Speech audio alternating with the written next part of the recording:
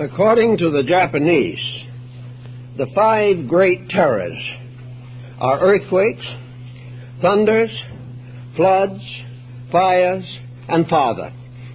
And to most of them, I imagine, father is the principal cause of anxiety. But these people, incidentally, have on average from 1,200 to 1,500 earthquakes a year. Therefore, it is only natural that they've given some thought to the matter. And while their thinking is perhaps a little empirical, it may be well to consider it for a moment and see if we can learn something that is a little different from the present approach to the problems of these seismic catastrophes.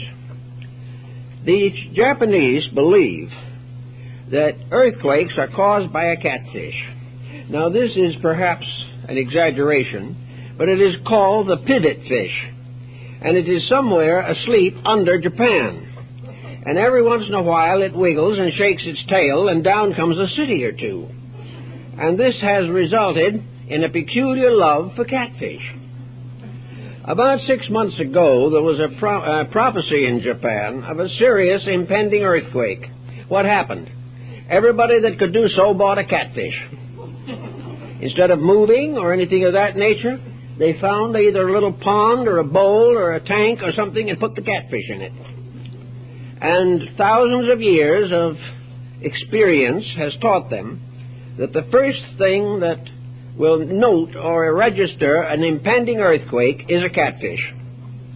The moment that fish gets excited, hysterical, wiggles around and tries to jump out of the tank, every one of the villagers head for the bamboo groves. They know an earthquake is coming, and it comes. Now, this led to a series of interesting experiments concerning the possibility of the foreknowledge of earthquakes. We are inclined to suspect at the present time that sonar or radar or something of that nature is the factor that causes animals, birds, and other non-human creatures to have better awareness of earthquake difficulties than the average human being. But in the Orient, there's another factor involved that seems to be worthwhile to consider.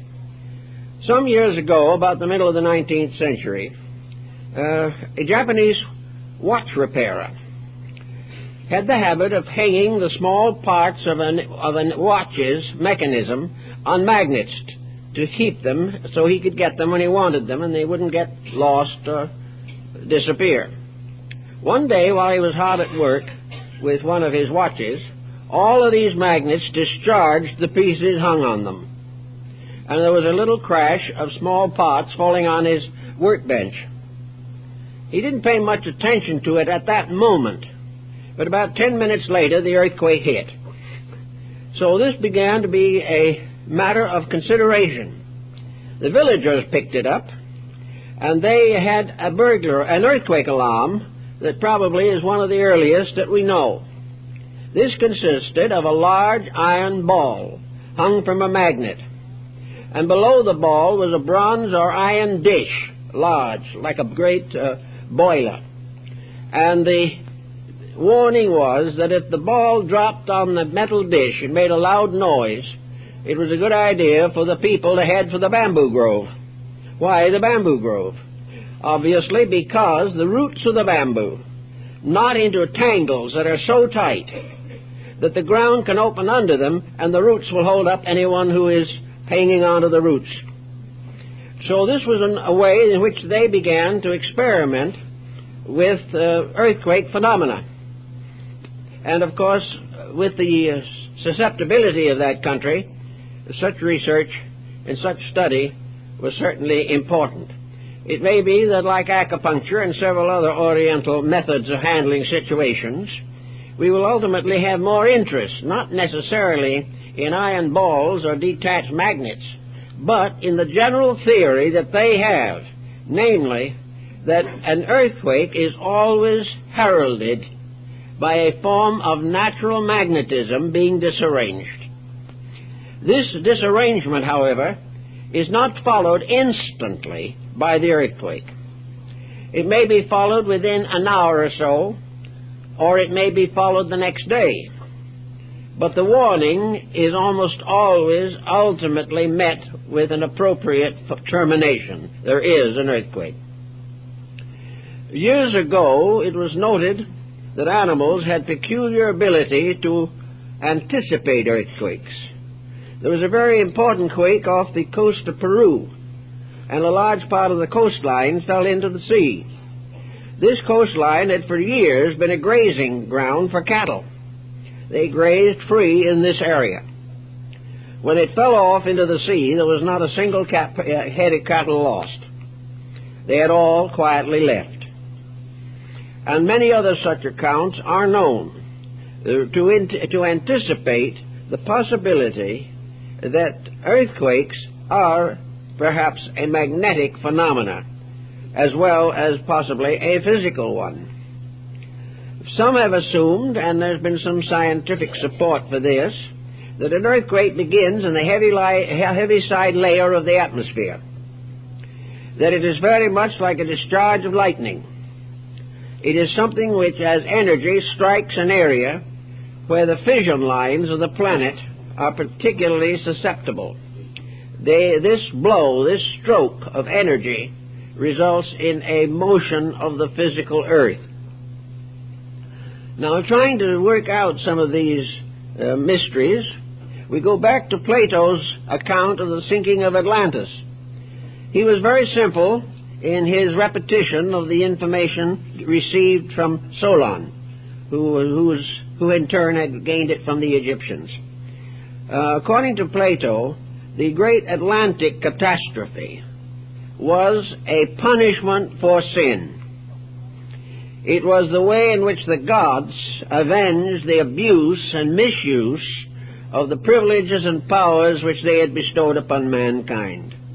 The corruption of human usage, the misuse of earth energies, the pollution of earth's resources, we would say could, in the end, of course, bring about such a disaster.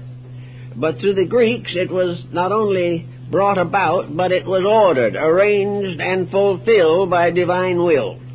The gods were responsible for punishing the guilty.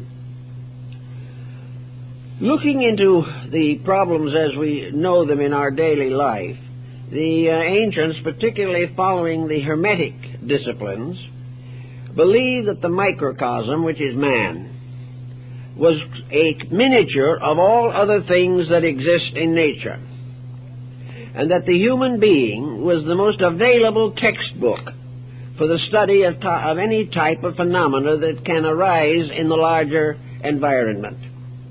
We know very much now concerning the causes of sickness, not all, but quite a bit. We know also the effect of dispositions upon health. We realize how the abuse or misuse or corruption of human emotions or thoughts will ultimately destroy the body.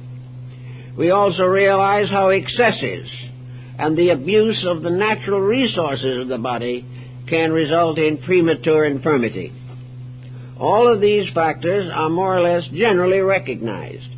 But how would we apply such a situation or such a condition to the larger world in which we live? The universal environment. To the ancients, one and all, east and west, the planet Earth was considered to be a living thing.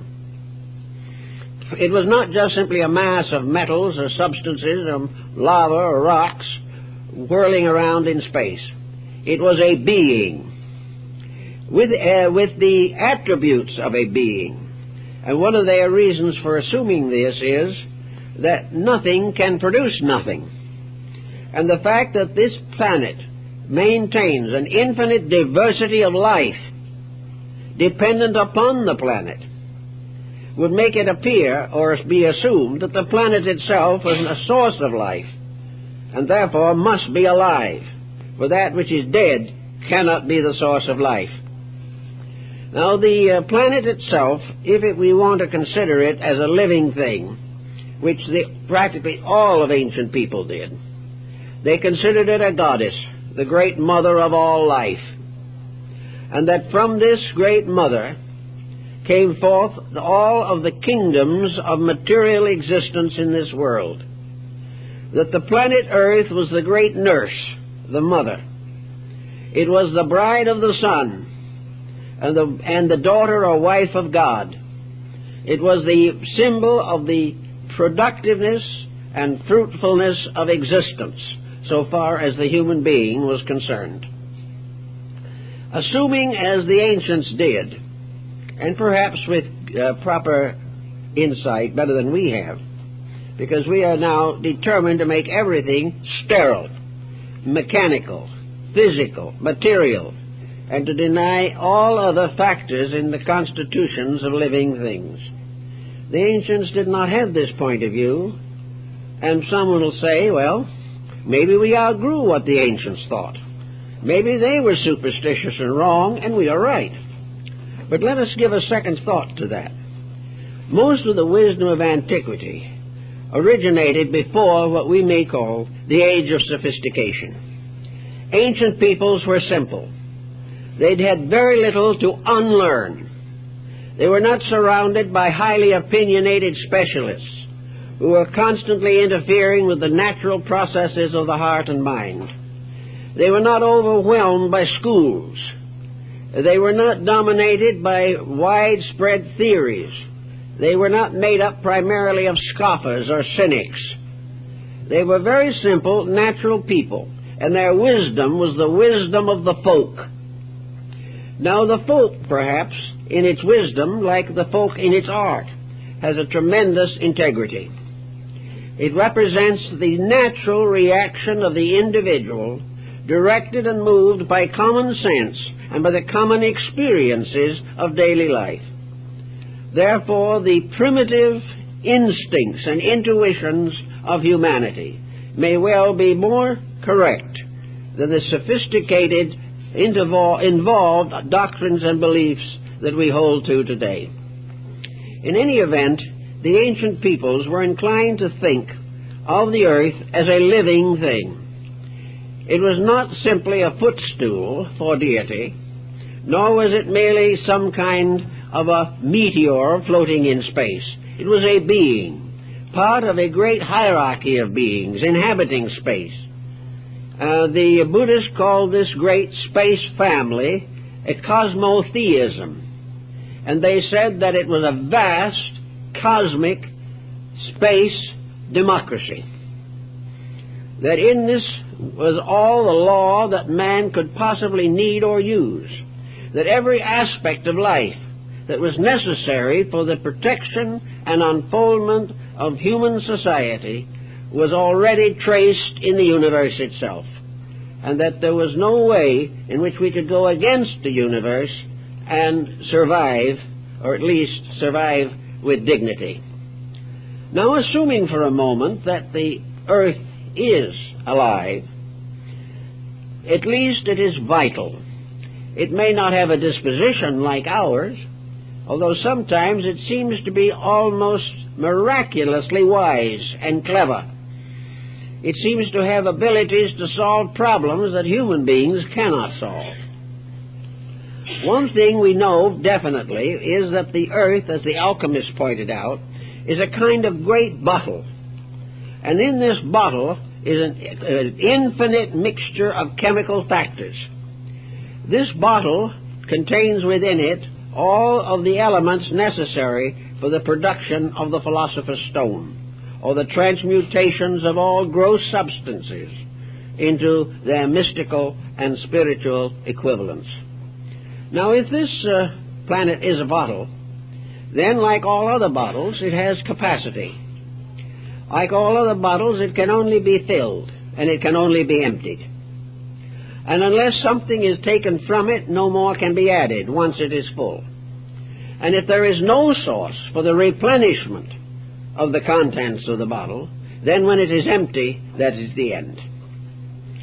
So at the moment, some people, including a number of Chinese researchers, are beginning to question whether or not man is wise in constantly exploiting the natural resources of the earth. Is it perfectly pleasant, happy, safe, and sound, and quite in the order of things, to drain out petroleum? Is it proper to go on mining for the natural metals and elements of the earth? Is it possible to go through all kinds of processes of transformations resulting in corruption of the atmosphere and pollution of the water? What are we doing to this tired old person that we call the earth? If it is really a person, it is in a pretty poor shape and is getting poorer all the time. Now we know that the gravitational pull of the earth and its relation to the sun and the orbits of the other planets, that these are controlled factors. And these controlled factors, in all probability, depend upon the internal construction of the earth itself. It has to have certain polarities. It has to have certain resources in order to remain in its orbit as it should.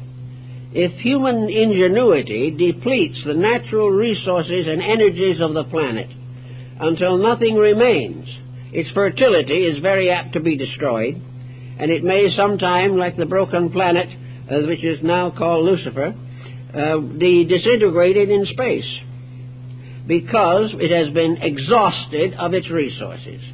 Come down to the human being. It may be occasionally necessary for a man to give a little blood to a neighbor who is in trouble, so there's a blood transfusion. But if this individual was required to give transfusions every day throughout his life, he'd be dead in a few weeks. And if we take from the earth the vital necessities by a kind of transfusion and then dissipate them in our own industrialized culture, we are ultimately going to land in a very serious disaster. And this disaster can include nearly every type of cataclysm, because of the various forms of depletion of which we are guilty. Now, there's no real need to get terribly excited about this, perhaps, because it's not likely to happen in our lifetimes, or maybe for many more centuries to come. But unless something is done to conserve resources, there is no question in the world that ultimately the energy bottle will be empty. And when that happens, we are going to find many very difficult situations to face. If you study the human being very carefully, you must realize also that the microcosm, which is man, is a little solar system in itself. There are planets within the human body, and to the various vital organs, planetary correspondences have been assigned. There are also various systems within the body, which can be separated by the autopsy physician. There is the nervous system. There is the arterial system, the venous system, the lymphatic system. There are muscles and sinews and bones, systems of structures, which by working together and receiving appropriate nutrition maintain the equilibrium of man's physical existence. Now, if various artificial means are used to corrupt the health of the individual, these systems are going to be impaired. And through various dissipations or indifferences or wrong attitudes, the entire bodily structure can be damaged. Actually, it appears also that the human being has a territorial allotment, like the tiger, the lion, the elephant, and the bear. When he sets up headquarters somewhere, he sets aside a territory. And within this territory, he must exist, he must feed himself and his young, he must do whatever is necessary to survive, and he must defend this territory against encroachment. In man, what we would term the territory may be likened to the magnetic field of the human body. The ancients were well aware of this. Plato, Plutarch, and several others have written about it. And they have also noted that the physical body of man exists within a kind of invisible bubble, which has been called in metaphysics the aura. This has been photographed. It can be seen with the aid of the Kilner screens, and its effect in terms of magnetism can be estimated with great certainty. And in his researches, Rickenbach was very clear in his ability to show and demonstrate the magnetic environment around every living thing. Now, if the human body has a magnetic field, then this magnetic field becomes the real source of the life of that body. This magnetic field envelops the physical form. It is the source of that form. It is the direct energizer of it. The life in man is not within the body, but within the magnetic field, and it communicates with the body through a series of very sensitive structures, of which the endocrine system is an example. This body, which contains the vital organs that we know, is therefore surrounded by a territory, that part of universal space which is allotted to the growth, development, and maintenance of a single creature. Everyone has this type of magnetic field, and it has been used in a number of interesting ways. It not only is apparent from an energy standpoint, but is probably responsible for most of the parapsychological phenomena that we know today, much of which we accept without question. It is probably involved in the system of acupuncture. It is involved in the yin-yang concepts of the Tao Te Ching and all of these ancient systems. For our purpose at the moment, though, the idea is that this bottle, which is the magnetic field, not only encloses us, but serves as a kind of capacity which we have. Our mental, emotional, and physical activities reflect into this. Our thoughts go into this magnetic field, change its color, change its structure, and can in many instances damage it. Our emotional pressures do the same thing. And photographing and studying the magnetic field, as Kilner did, reveals clearly that the emotions and attitudes of persons change the colors of the magnetic field, change the vibratory rates of this auric structure in which we exist. If these auric rates are damaged by negative attitudes, it's hard to imagine, for instance, that a neurotic attitude could cause rheumatic situations in the body. It probably couldn't unless this attitude went first into the magnetic field and then was then siphoned into the body through one of the endocrine glands. In any event, we have a physical body that is extremely sensitive to the law of cause and effect. Every attitude that we have has its own life principle. Words and thoughts are living things, and they feed into the magnetic field, and from there are fed back again into the body of the person. We find the same kind of problem in smog. The Earth's atmosphere accepts the smog of industry and then returns it with interest, bringing with it a condition which is desperately dangerous to human survival.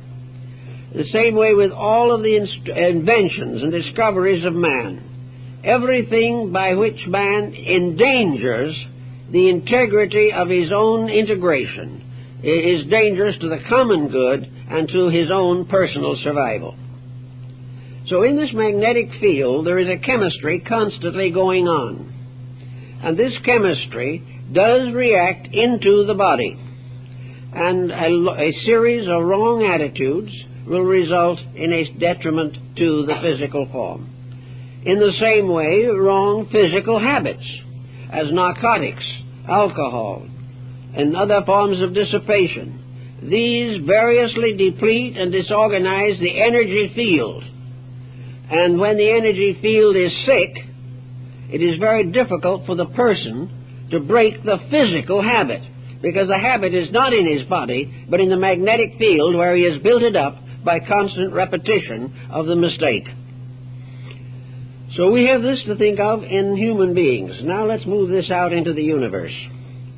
Let us assume, as Ptolemy pointed out and most of the ancients, that the Earth has a magnetic field, that this magnetic field surrounds and involves the substance of the planet and carries within it not only its own impressions, but a certain contribution that is made from other magnetic fields.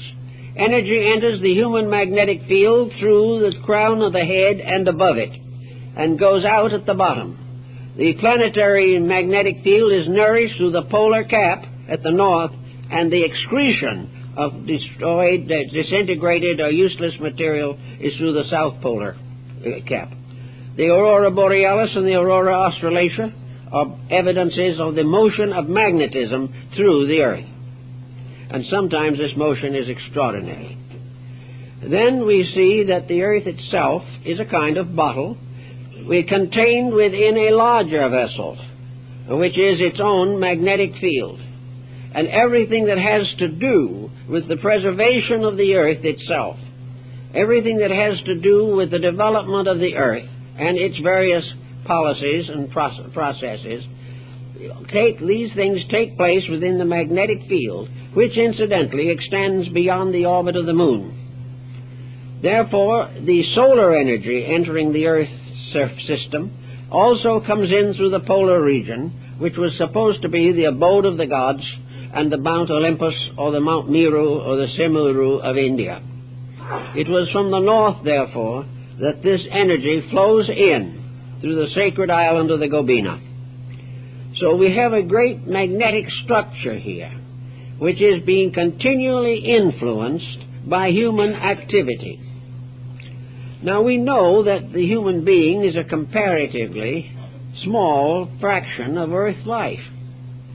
But if we think of the human being, perhaps, as a little like the locust, or a little like the marching ants, we learn in time that these little creatures in infinite multiplication can completely desolate a continent.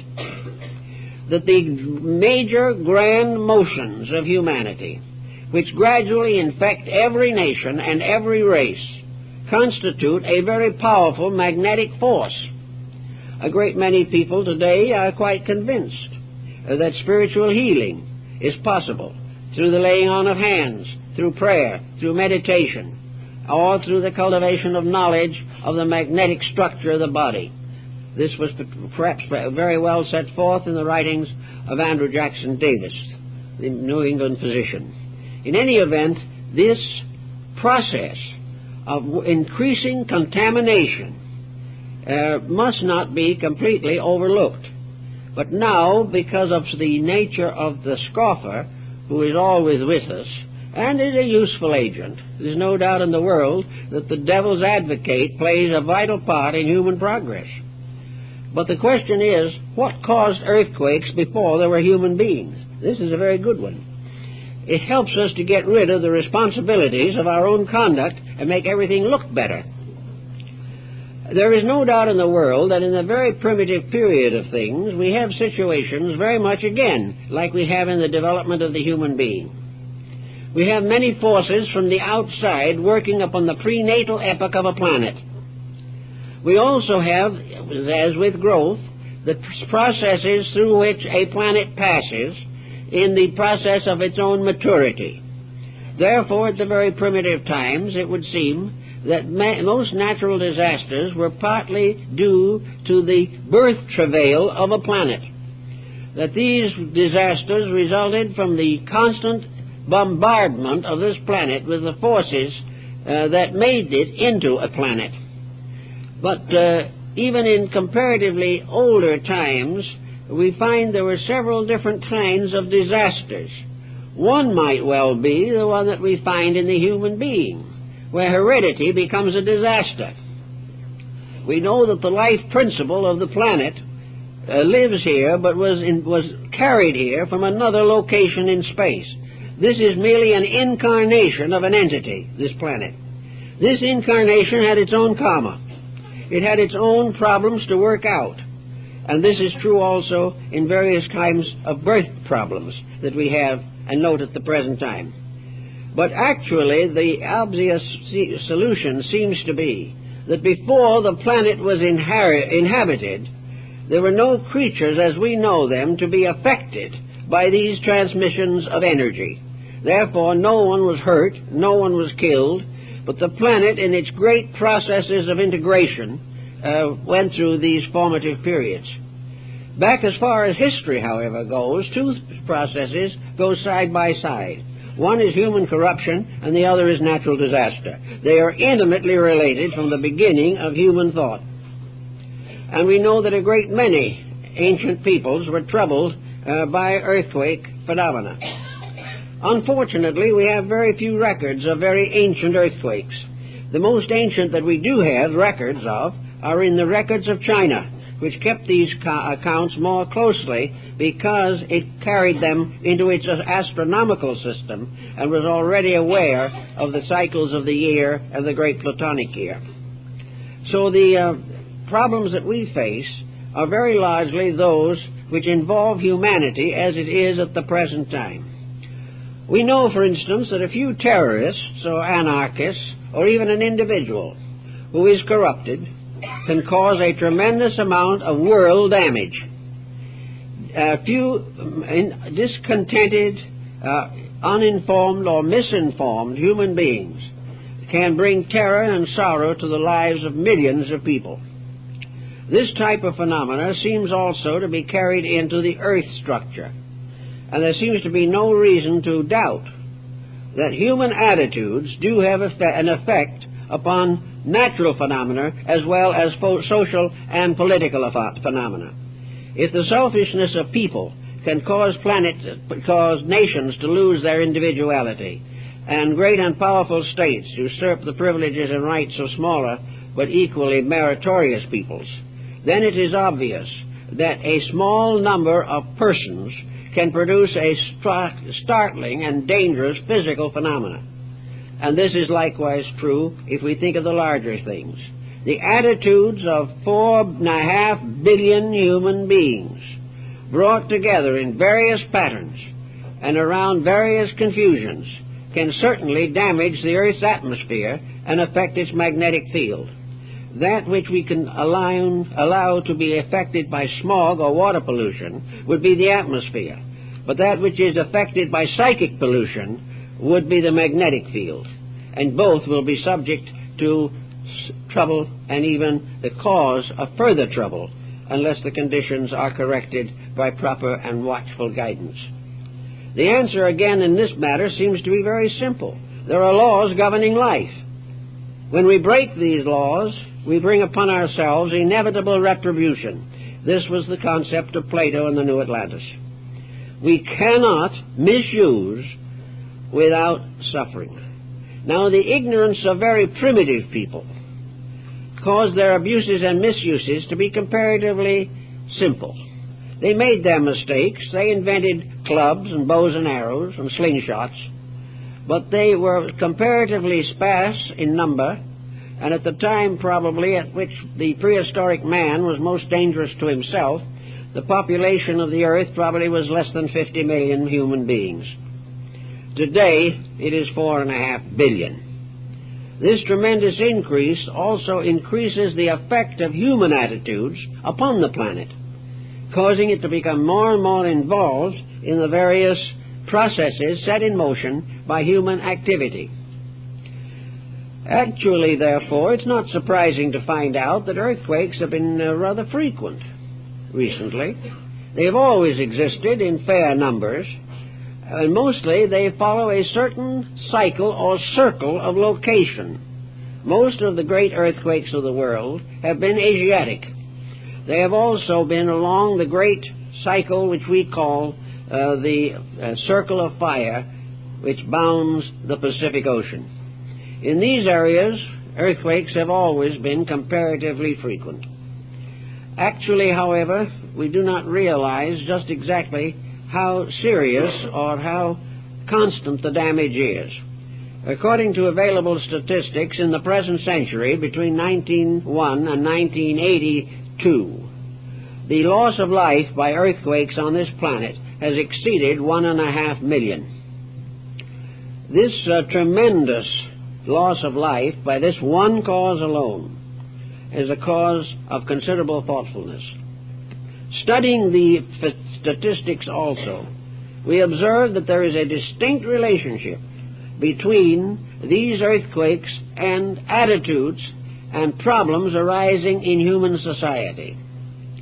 We find that great motions of political structure, particularly when accompanied by violence, murder, rape, and carnage, that such motions are almost inevitably followed by some form of seismic disaster, or, if not that, a plague, a pestilence, a drought, a flood, or some natural evidence of divine disapproval. This type of situation is so consistent that it really behooves us to be more thoughtful than we are inclined to be. Actually, also, there must be and is a direct relationship between the earthquake phenomena and the broad cycle of human activity. Since the middle of the 19th century, the world in all has moved slowly but inevitably into an industrial economy. The small shop with the man behind his own bench for life has disappeared. Great monopolies have arisen, vast combines and conspiracies, and little by little the world has become almost completely involved in a desperate economic materialism. Nothing means anything except profit. Now, when a person gets into this situation, he gets into trouble too. All over this world today, there are people suffering from nothing but the pressure of present prevailing policies. They are shortening life, destroying happiness, depriving the person of the privilege of improving himself through thoughtfulness and proper activities. Little by little, he is being bound to the wheel of Ixion, which is turning constantly upon an economic pivot.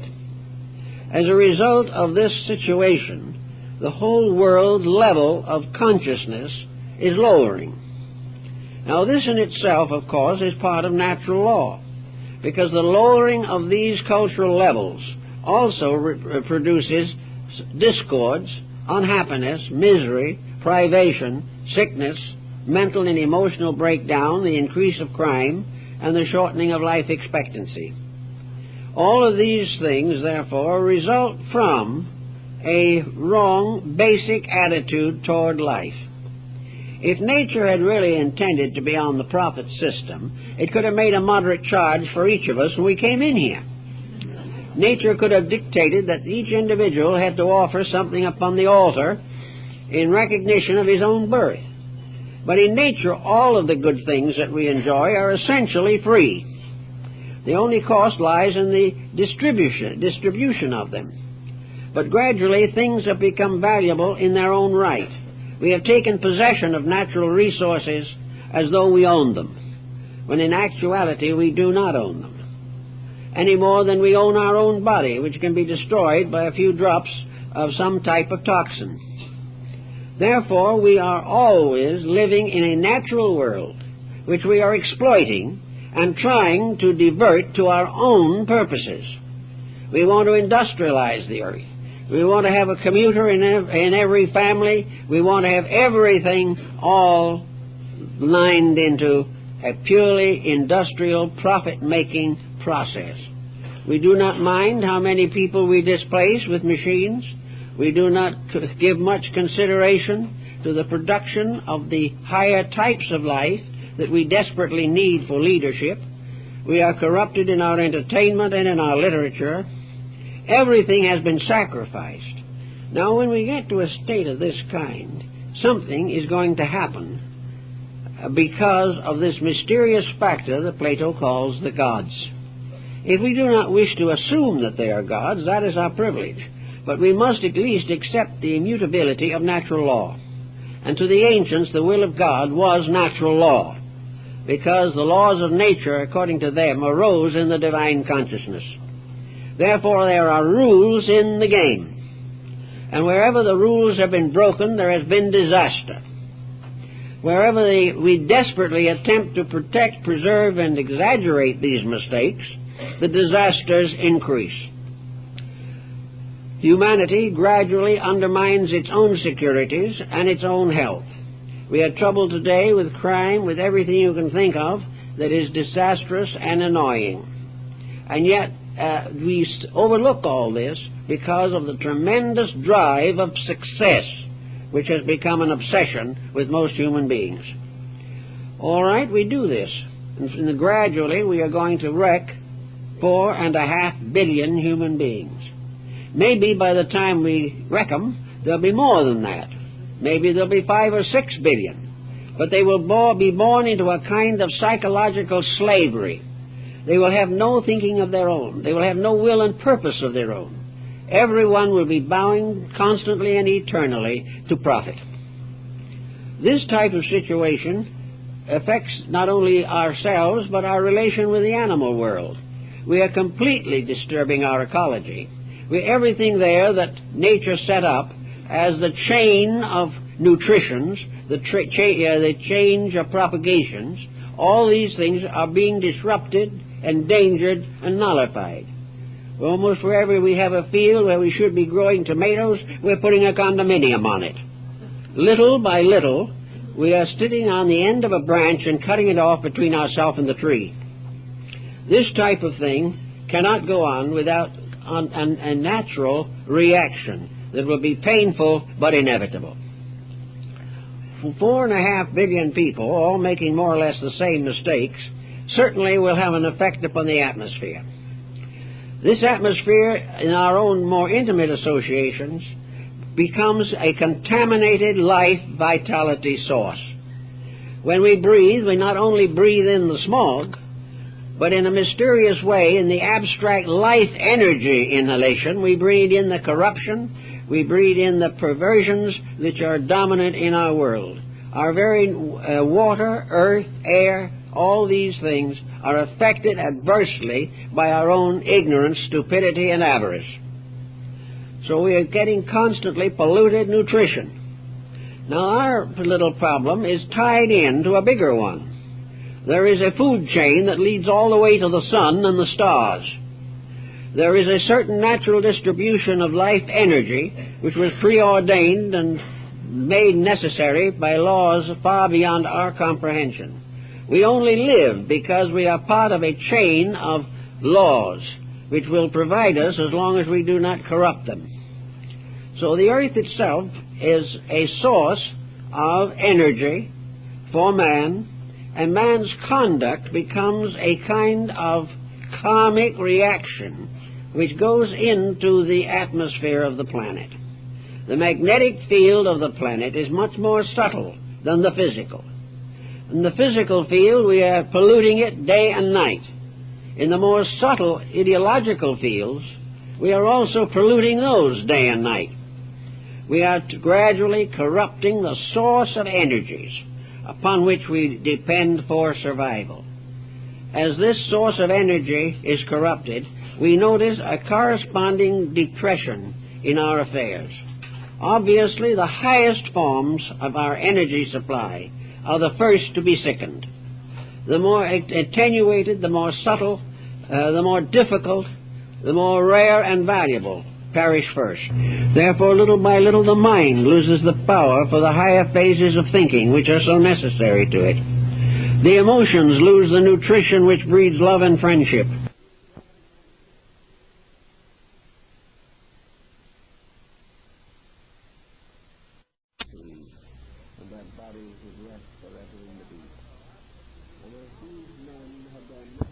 Phases of thinking which are so necessary to it. The emotions lose the nutrition which breeds love and friendship. The body loses the energy to recuperate from pressures. And on all these levels we have tried to substitute artificial factors for the natural ones. And whenever some essential function fails, we try to remedy it through medication, psychoanalysis, or something of that nature. Now, when you get this 4.5 billion, plus the sickened bodies of all the other kingdoms that have been made sick by us, and pour all this corruption into the energy and magnetic field, it is assumed that by the circulation of the solar energy, that this can be all purified, just as we would have it in the case of the earth. But the sun was not given to us primarily to be the head of a sewerage system. There are certain inevitable natural wastes which the sun can control. There are certain psychological wastes which are suitable to be controlled by the lunar ray. But there are many forms of artificial corruption pouring out into space all the time from this busy, dizzy little planet. which will make it very difficult to permit the proper distribution of the nutrition chain, so far as we are concerned. As this process goes further and further, and we dig more and more deeply into the earth, depleting its resources, we don't realize what some of the ancients knew, namely, that man is connected to the solar system by planetary polarities and metallic elemental polarities in the earth. In other words, in order for the rays from its outer space to reach us constructively, there has to be a polarization of those rays in the planet itself. And for these rays from the planet to reach us, there must be a personal polarity in each of us to receive all of these energies. And these polarities are magnetic attractors. They are factors by means of which the ray reaches us because there is something of itself in us. And in the earth there are all the metals, all the elements, all these various colors, sounds, and everything, by means of which these rays from other areas of space have their polarities here and can contribute to our well-being. These rays have to work in the human body. They also have to work in the earth. The Egyptians symbolized the planet Earth by the cross-section of an onion, and they pointed to these concentric rings and pointed out that there was a solar system inside of the earth, just as there is a solar system of which the earth is a member. This solar system within the earth, it has its planetary equivalents in the elements and polarities by which we are united, not only with the solar system, but with the cosmic system. So if we begin to destroy these polarities, if we corrupt them, if we maliciously mutilate the planet, if we do everything that we can to turn it into a garbage heap, we are gradually going to come to a conclusion that we're not going to like very well. We're going to find out that our own thoughtlessness, selfishness, and self-centeredness are doing us a very serious injustice.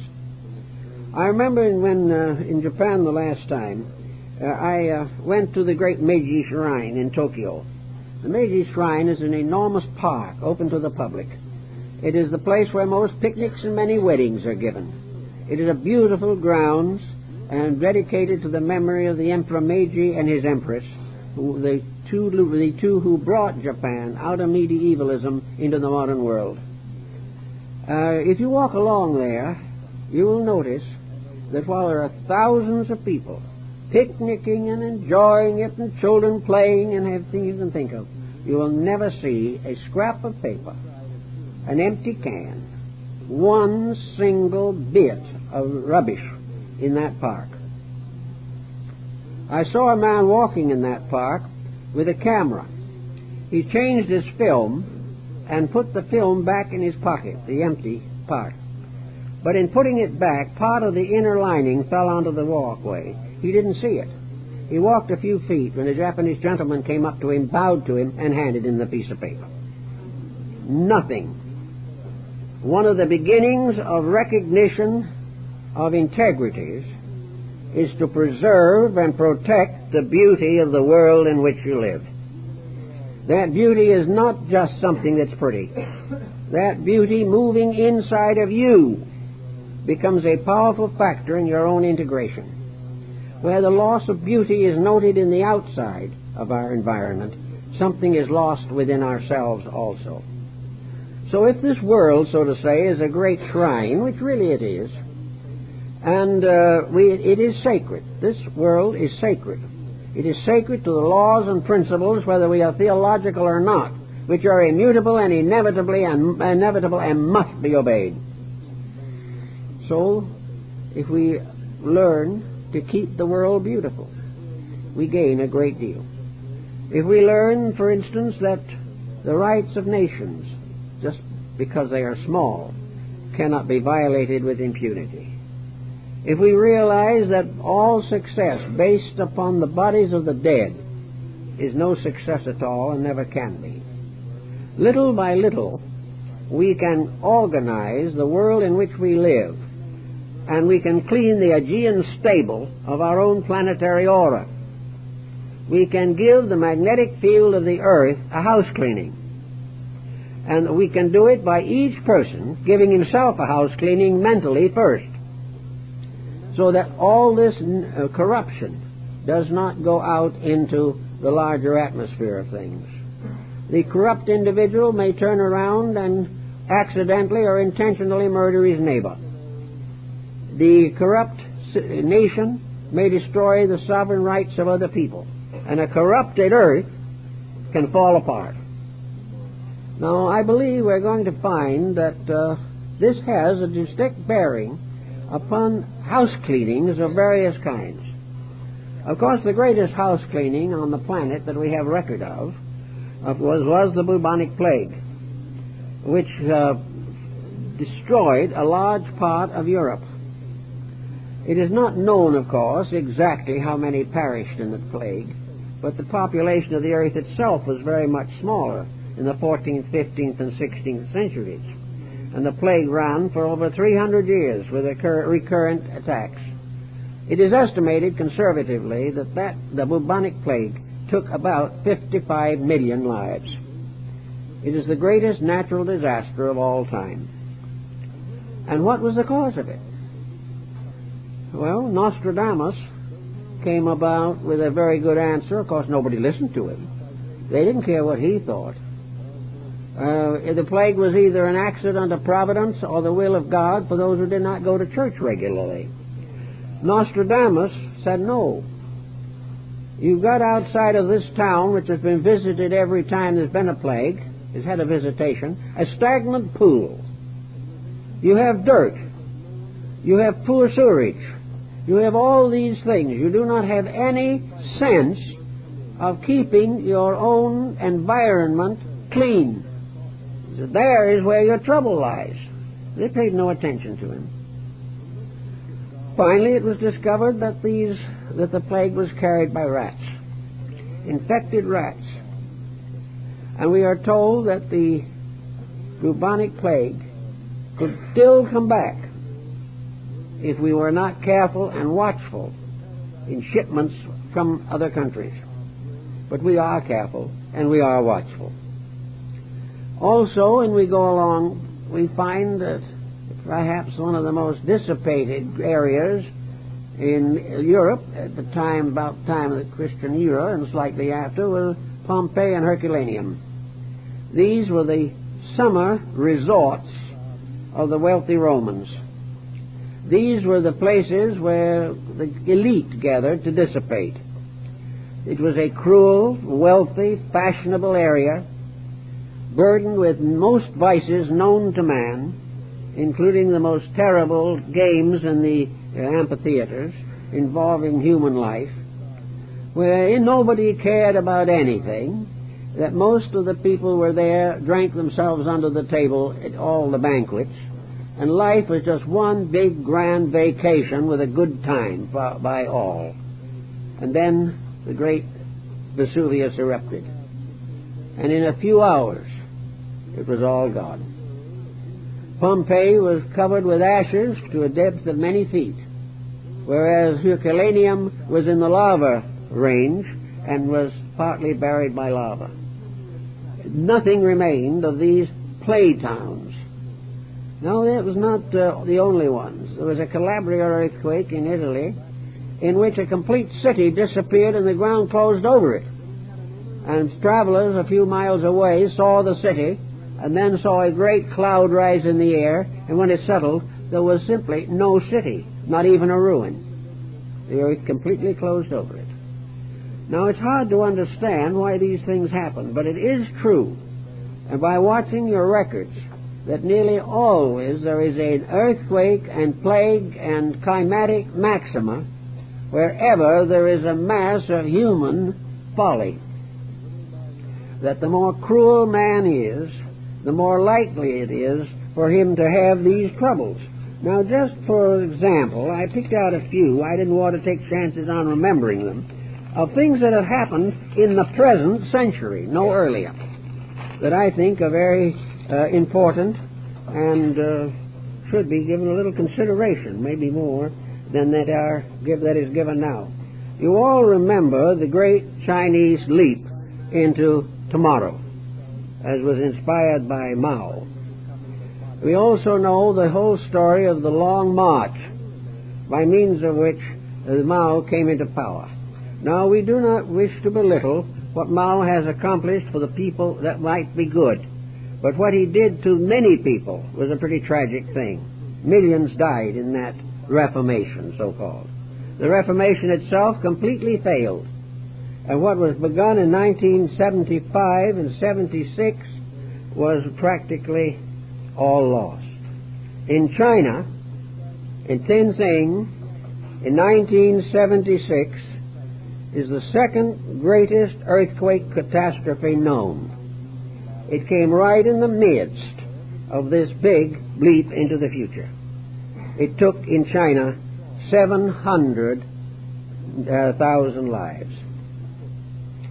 It was one of the most important or terrible of all earthquakes. The earthquakes in India and Assam were very interesting also. They came in the midst of the reconstruction of Indian philosophy at a very critical time in 1950. At that time, there were only 1,500 deaths, which is rather a minor earthquake. But devastated areas extended over 30,000 square miles. The only reason it was a small earthquake is because there were no inhabitants there. In the 1920s, when China was emerging in the formation of its present government, there was the Kansu earthquake in 1920 that took 180,000 lives. Nearly all of these earthquakes follow or are associated with war, and they are very much increasing now in areas where all this disturbance is occurring.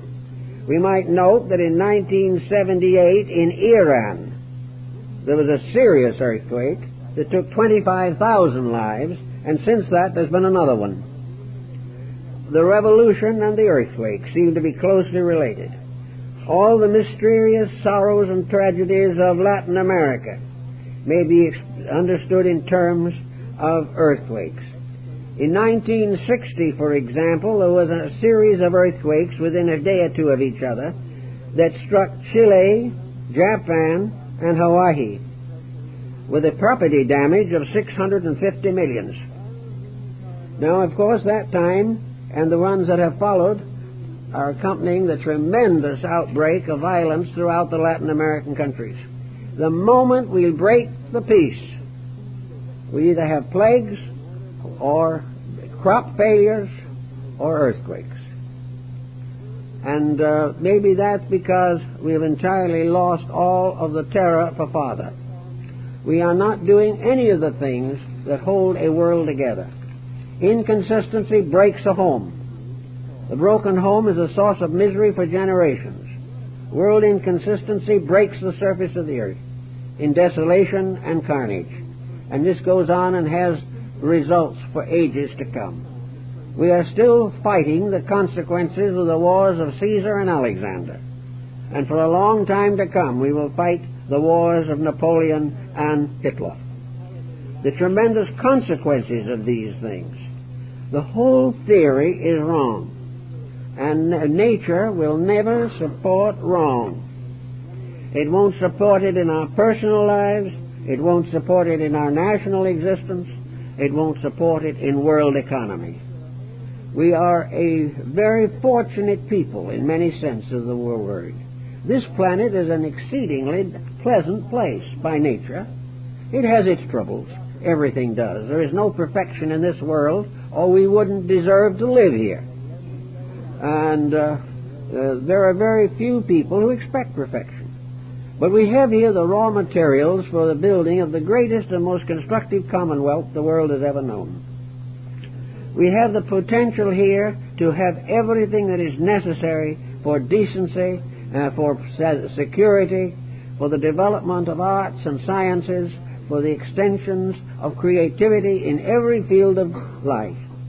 We have all that it takes to build a good world. We were made gardeners in the Garden of Eden, so said. We lived here so according to the ancient rites until we made mistakes ourselves and got expelled. But we didn't learn anything. We continued to realize or think that mistakes were inevitable, that corruption is something you have to accept, that nobody needs to be much concerned over the welfare of other people. Well, many ways we can't change this. We cannot prevent all these things from happening. But there are two things we can do. One is to make the adjustment within ourselves which will clear our own magnetic field. The fact that many people are wrong doesn't make our wrong right. And if the individual cleanses his own inner life, the inside of his own cup, he will find that his adjustment with society will be greatly improved. No one is going to really worry much because he lives a little better, but they will worry a great deal if he talks about being better and continues to be worse. It is therefore quite possible for us to so build our personal lives that we can earn the integrities and securities that were given to us in the beginning.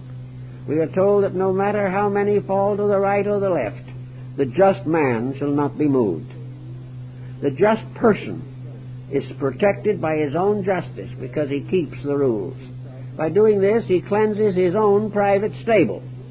He cleanses his own inner life and can be will be able to live a normal and reasonable existence and be ready for greater advancements and greater opportunities in lives to come.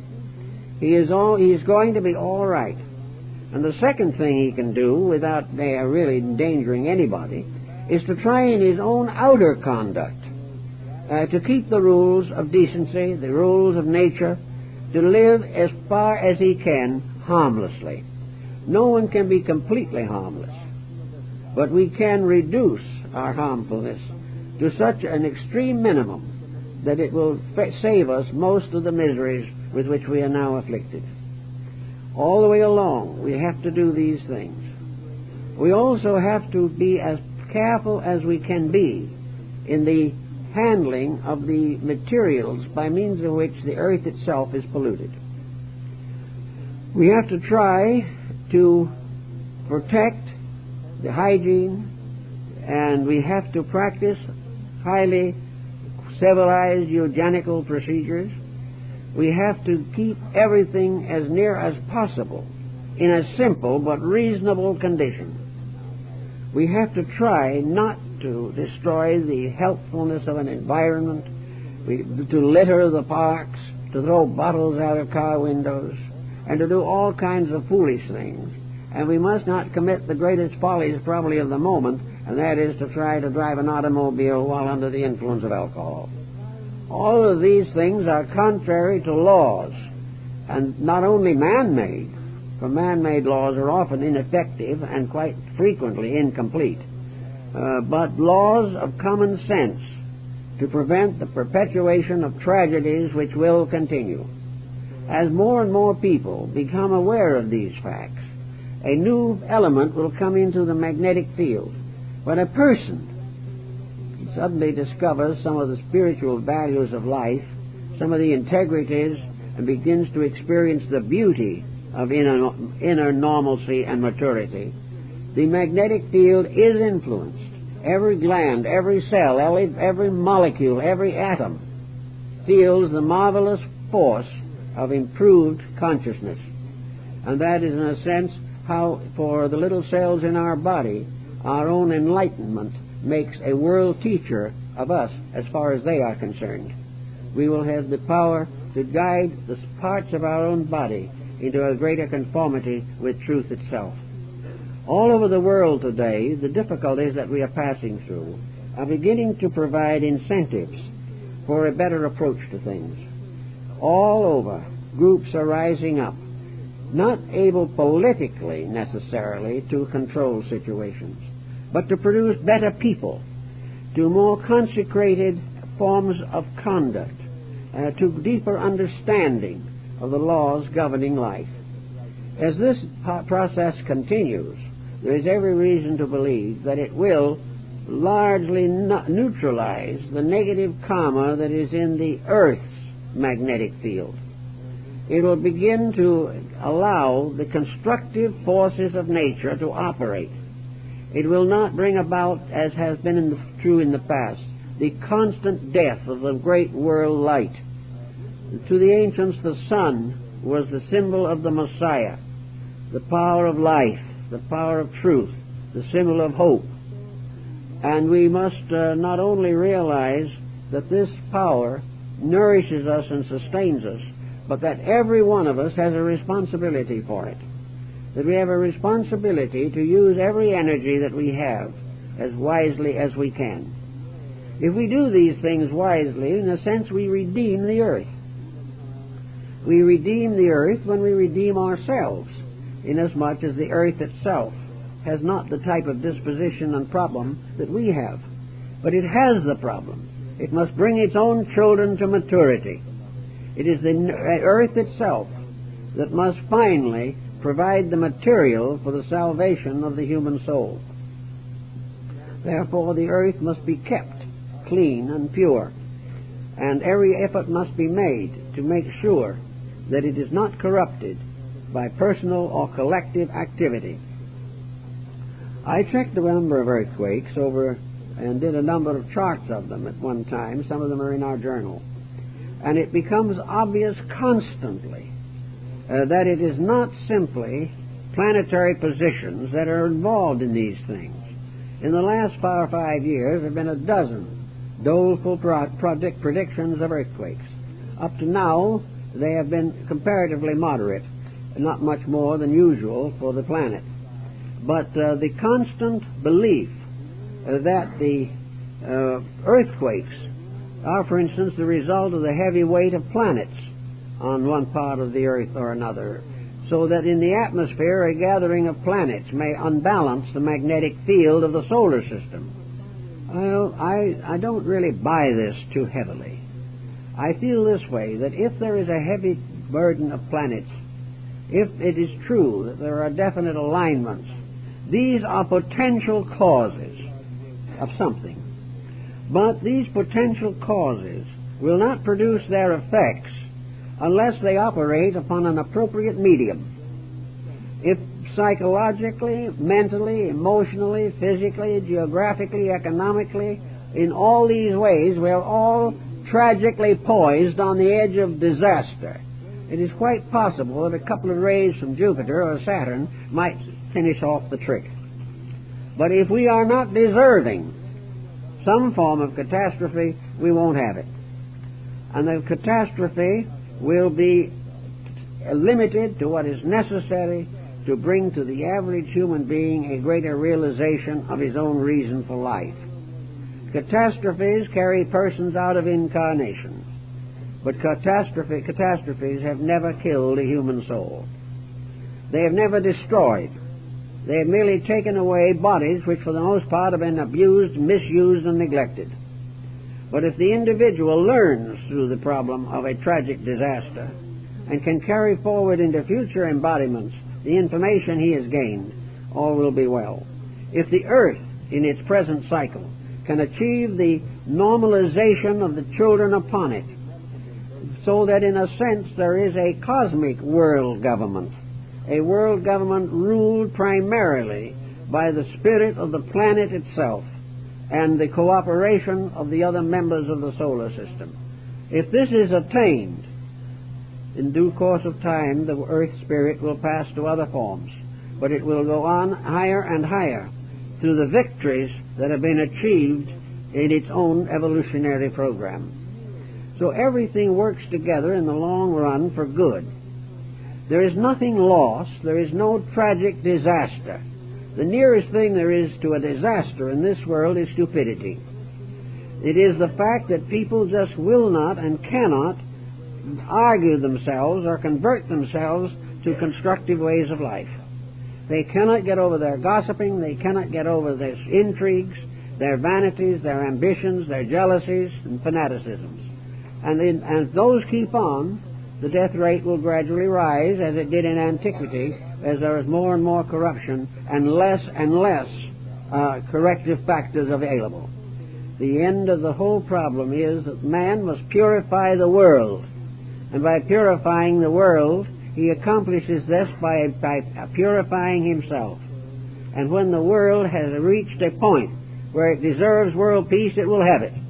Where it deserves to be free from natural calamities, it will be free. And if the time comes when there is an earthly paradise, it will certainly be the result of human beings earning it by the production of constructive endeavors. The idea that heaven or paradise or anything else that's good will be handed to us simply because we want it is like trying to tell small children that regardless of their conduct, we will take care of them and reward them as well for their misdeeds as their good ones. We cannot do these things and survive in the pattern of natural law. But when in the course of time we keep the law, magnetic field within ourselves will be very easy to get along with. We will find in it new sensory perceptions that we have not yet discovered. We will find wisdom that we have never even guessed at. And we will come closer and closer to the divine mechanism by means of which the whole life of man and the universe are maintained. Until, however, we ourselves take over the redemption of ourselves, we cannot hope that some vicarious power will take care of it for us. Even if there was such a power, which most people rather doubt, it would be too bad to believe in it, because it would destroy in us the glory of being right in our own right, of doing the thing correctly ourselves because it is the correct thing to do. Actually, looking back over a whole cycle of these earthquakes, it becomes more or less certain that man is more tied up in them than he realizes. Perhaps it isn't all involved in himself. Perhaps there are larger solar factors. But he is certainly doing things that aren't helping. And nuclear warfare certainly is not doing him any good. It is a complete perversion of natural resource. If the powers that are locked within an atom are sufficient to destroy the population of a planet, rightfully used, those powers can lift that planet to a higher level than it has ever known. The proper use of energies protects the integrities of living things. That human beings should conceive of the power of the atom should also remind them of the tremendous power for good that is locked in every cell of our own bodies. That within us there are millions and millions of potential gods growing up within our own flesh. It is our moral duty to take care of them, guard them, serve them, take the proper parental attitude toward them. Because if we neglect them long enough, they'll create an earthquake in us that we won't like. Not because they want to hurt us, but because they are no longer capable of fulfilling their destiny. And that which cannot complete the purpose for itself is removed. It is given another chance, but if it cannot get out of a present emergency, it must wait for a better opportunity. But each person has a responsibility to his own body. He has a responsibility to body politic. He has a responsibility to the solar system, to the cosmos, to the universe, to the galaxy. It is all part of one chain of life. And it is absolutely necessary that no form of life, no matter how humble, breaks that chain or tries to. That chain must be preserved. For there is not only a great deal high material above the present state, but there is an infinite diversity of that which is below the present level. There are more forms of life that are still below us in evolution than there are above us, perhaps. When we happen to realize that the population of the earth is completely overwhelmed by the number of one single insect that exists. This problem of the broken chain not only damages us, but contributes to the detriment of every form of life below our own. The minerals, the plants, the vegetables, the animals, the molecular, all these things are damaged when we break the chain of integrities. And wherever the breaking of the chain takes place, there is a shuddering in space. There is an emergency. There is a condition which requires drastic treatment. And if this drastic treatment, it takes the form of earthquakes, or other natural catastrophes, they can all be traced to some type of mistake that man himself makes and perpetuates in his society. Long ago, there was a very serious flood in China, and the Emperor of China wanted to know how to solve it. So he sent for a great architect, and the architect said, "Your Majesty, the people along the shores of the Yellow River try to protect themselves against floods by building dikes and filling earth bags and making embankments and filling sacks with sand and doing all kinds of things like that to build a wall against the water. It has always failed, and it always will. There is only one answer to your problem. Don't make the wall higher. Dig the bed of the river deeper, so that the walls of the natural wall of the river will protect the communities. And within our lives, there's no use building more and more defenses against the problems we face. Instead of building excuses and trying in one way or another to exonerate ourselves from our own natural infirmities, let us not build more defenses against problems, but let's build the bed of the river deeper. Let our own wisdom, our own integrity, enable us to use nature's own way to protect life and liberty and the pursuit of happiness. If we will do these things, we will in due time bring about the goals we seek. And today there is a new movement in that direction. There is a great searching, and gradually increasing integrities will bring about the restoration of all things.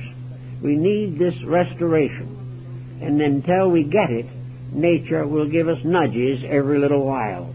It will keep on telling us that we're not doing what we should be doing.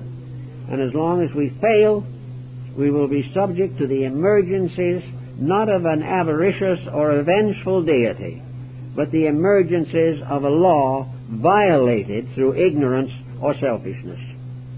So if we work all these things together, I think it'll probably come all right in due time. I guess that's all for this morning.